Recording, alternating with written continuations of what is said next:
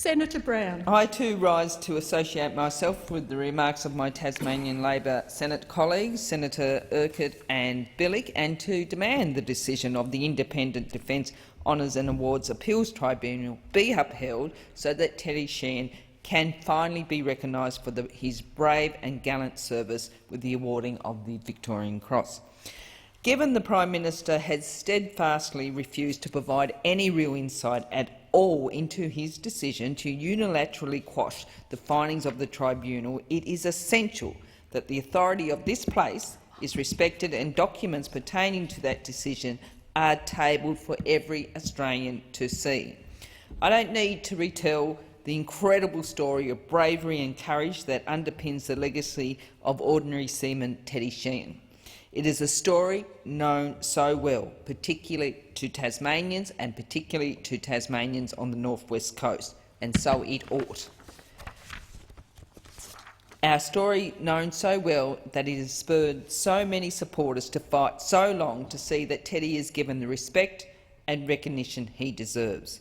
The Defence Honours and Awards Appeals Tribunal has determined that no less than a Victoria Cross be awarded to Teddy, an honour awarded for the most conspicuous bravery or some daring or preeminent act of valour or self-sacrifice or extreme devotion to duty in the presence of the enemy, an honour justly deserved. For a Prime Minister to intervene after a preeminent tribunal has made such an emphatic decision on the weight of overwhelming evidence is extraordinary. It is precisely a circumstance such as this that the Australian people should be entitled to see the advice the Prime Minister relied upon to make such an extraordinary decision, to set aside the decision of a tribunal set up to specifically to deal with such matters.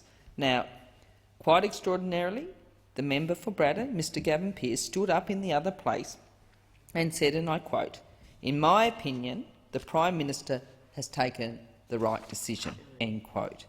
Now let's just let that sink in. The member for Braddon is on record in the Parliament backing the Prime Minister's mishandling of this process.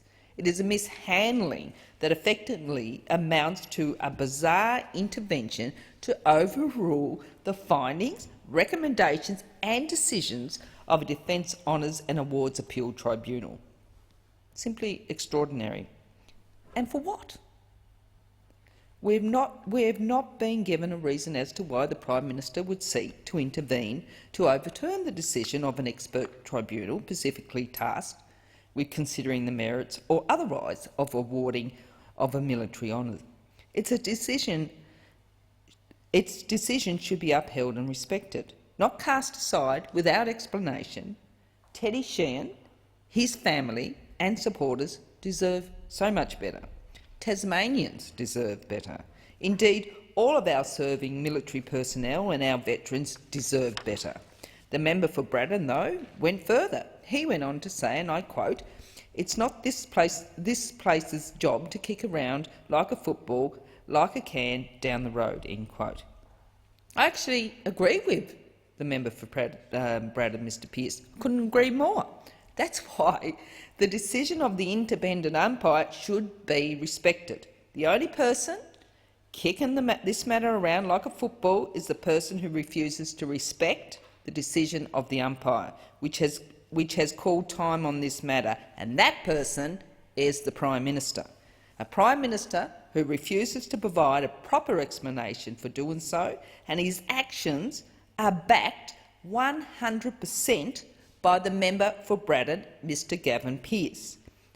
I'm astonished, absolutely astonished. I would have thought that the local member for Braddon would be going into bat for Teddy Sheean, his family and his supporters at every opportunity, not backing in a recalcitrant Prime Minister who has unquestionably done the wrong thing by failing to accept the decision of an independent tribunal. All Tasmanian members and senators should call on the Prime Minister to set aside his hastily formed review of a review and get on with upholding the appellate tribunal's decision and allow and allow the awarding of the Victoria Cross to Teddy Sheean. Thank you, Senator Brown.